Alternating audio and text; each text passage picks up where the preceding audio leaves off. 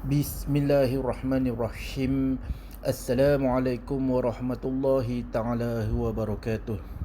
Okay, Alhamdulillah, bersyukur kita kepada Allah Subhanahu taala kerana telah menghimpunkan kita lagi sekali dalam kelas bahasa Arab, dan kita akan terus mempelajari tajuk al-mufradu wal musanna wal jama'. Seperti yang telah saya ajarkan sebelum ini dan memberi nota kepada anda semua, tajuk al-mufradu wal musanna wal jama' terbahagi kepada 4 bahagian. Bahagian yang pertama yang kita telah pelajari adalah al-muzakkaru lil-akil. Ingat lagi tak? Dan bahagian yang kedua al-muzakkaru li ghairil akil. Apa iaitu maksud dia? Al-muzakkar adalah untuk lelaki, lil akil adalah untuk yang berakal. Jadi apa yang benda yang berakal kat dunia ni iaitu adalah manusia. Jadi al-muzakkaru lil akil khas untuk manusia sahaja. Kalau al-muzakkaru li ghairil akil adalah untuk lelaki yang tidak berakal. Li ghairil akil maksudnya yang tidak berakal. Jadi maksudnya tajuk al-muzakkaru li ghairil akil adalah khas untuk benda ataupun haiwan, iaitu selain daripada manusia lah. Begitu juga dengan bahagian yang ketiga, iaitu al-muannasu lil akil. Dan bahagian yang keempat yang kita akan belajar al-muannasu li ghairil akil. Sama juga maksud dia juga dengan al-muzakkar. Al-muannasu lil akil, maksudnya al-muannas iaitu apa? Untuk perempuan, lil akil, bagi yang berakal. Maksudnya kat sini adalah perkara untuk manusia saja, benda yang berakal dekat dunia adalah manusia saja, tapi bahagian untuk perempuan. Al-muannasu lil akil. Okey, baik. Kita tengok apa contoh-contoh perkataan yang menunjukkan dia muannas bagi yang berakal ni. Bila masuk perkataan mufrad menjadi at-tabibatu, seorang doktor perempuan. Masuk musanna menjadi at-tabibatani, dua orang doktor perempuan. Masuk kepada jamak menjadi at-tabibatu, ramai orang doktor perempuan. Kemudian masuk perkataan al-muallimatu, seorang guru perempuan. Kemudian masuk kepada musanna, dia menjadi al-muallimatani, dua orang guru perempuan. Kemudian kita masuk pada jamak menjadi al-muallimatu, ramai orang guru perempuan. Perkataan yang ketiga al-mu'minatu. Bila masuk kepada mufrad menjadi al-mu'minatus, seorang perempuan Islam, seorang perempuan mukmin. Kemudian masuk pada musanna menjadi al-mu'minatani, dua orang perempuan mukmin. Kemudian masuk kepada jamak al-mu'minatu, ramai orang perempuan mukmin.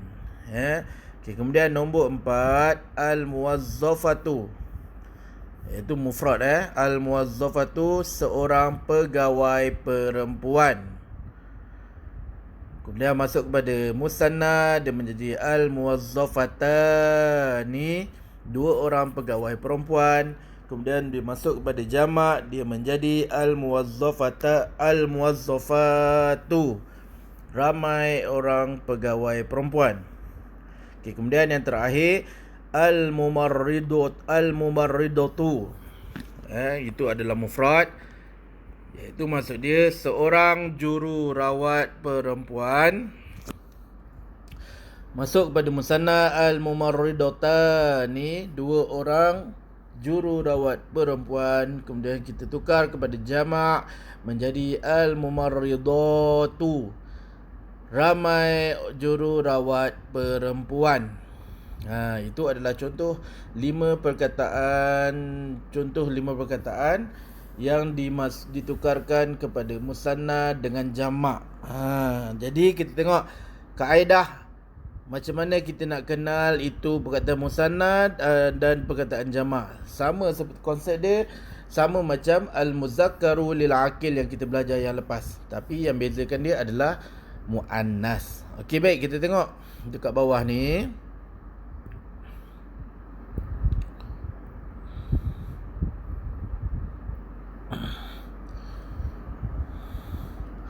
Okey, kita tengok bahagian an-naw'u adalah bahagian. Kita tengok bahagian yang pertama adalah bahagian mufrad.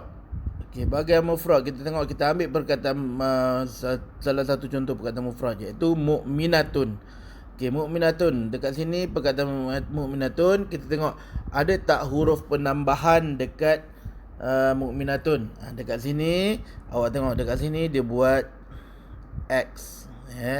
Dekat al-harfu zaidah iaitu huruf tambahan. Dekat ruangan ni dia buat X pangkah, iaitu maksud dia tak ada lah. Maksud dia tak ada. Perkataan mu'minatun iaitu kata asal dia, kata asal bagi muannas mu'minatun, dan tak ada huruf penambahan. Okay, kita tengok bahagian atau kategori yang kedua iaitu musanna. Perkataan yang diberi mu'minatun tadi kita tukar kepada musanna menjadi mu'minatani. Mu'minatani. Okey, kita tengok al-harfu zaidah, huruf penambahan dia adalah huruf awak nampak dekat sini. Huruf apa tu? Huruf alif dan nun. Ini adalah huruf penambahan dia, huruf alif dan nun. Dekat mana? Contoh dekat penambahan dia. Awak tengok perkataan dia, mu'minatani. Nampak?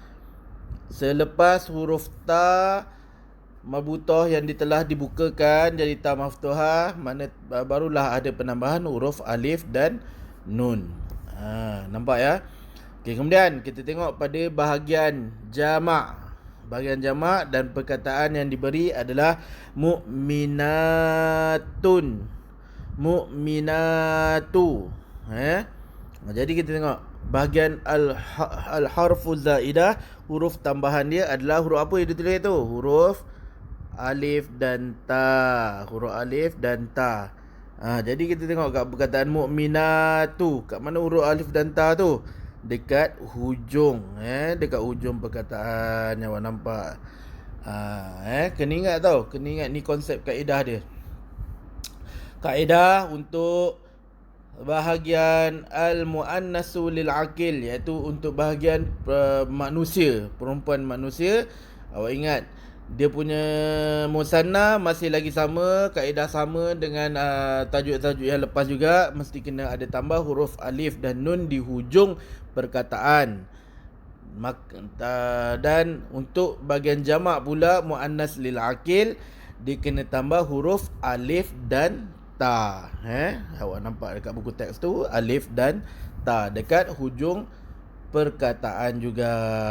Kena tengok ta yang tadi, yang maftuhah tadi dekat musanna tu, dia beralih kepada hujung bila masuk dekat jamak. Awak fahamkan betul-betul. Nanti kalau tak faham, awak boleh ulang lagi video ni banyak kali.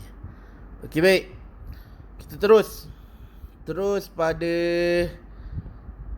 bahagian yang keempat.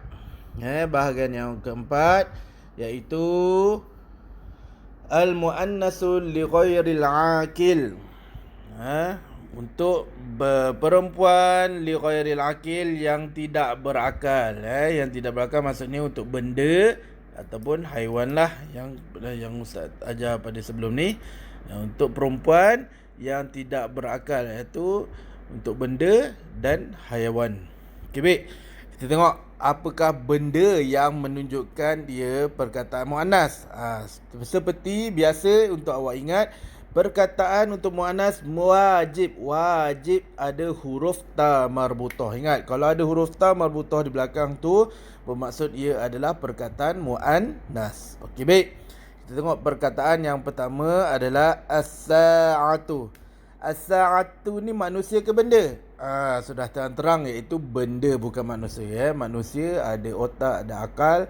Tapi as-sa'atu ni adalah jam. Jam adalah benda yang kita guna untuk lihat masa dan waktu. Okey, baik, as-sa'atu adalah jam, sebuah jam. Itu adalah perkataan mufrad, perkataan original. Bila ditukarkan kepada musanna, dia menjadi as-sa'atani.